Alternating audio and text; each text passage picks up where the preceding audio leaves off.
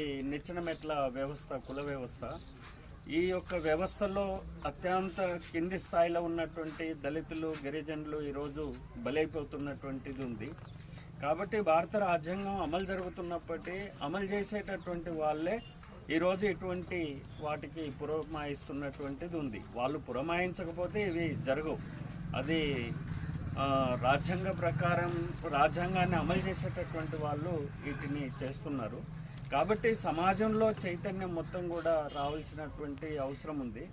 ఈ కుటుంబానికి పరిశీలన చేసి చూస్తే మనమంతా కూర్చున్నాం, కనీసం గూడు కూడా లేదు, ఇల్లు లేదు, చదువు కూడా చాలా తక్కువ, భూమి లేదు, పేదరికం, నలుగురు అన్నదమ్ముళ్ళు, పేదరికం. ఇంత పేదరికం ఒక సమాజంలో వెలివేసినటువంటి అంటరాని కులం కాబట్టి అగ్రకులాలు సహించకుండా ఇటువంటిది చేస్తున్నారు.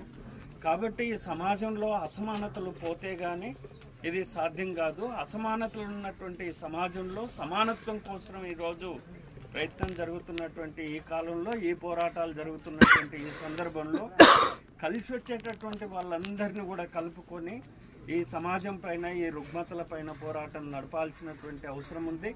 ప్రతి సందర్భంలో భవిష్యత్తులో ఇది జరగరాదు అంటుంటేనే జరగడం ఎక్కువైపోతున్నటువంటి ఈ తరుణంలో ఖచ్చితంగా మనమంతా కూడా ఈ సమాజంలో చైతన్యవంతం కోసం, దళితుల యొక్క చైతన్యవంతం కోసం, దళితుల యొక్క హక్కుల కోసం, విద్య కోసం, భూమి కోసం, ఆ కుటుంబం వాళ్ళు మంచి నాగరిక ప్రపంచంలో మంచిగా బతకడం కోసం ప్రయత్నం చేయాల్సినటువంటి అవసరం ఉంది.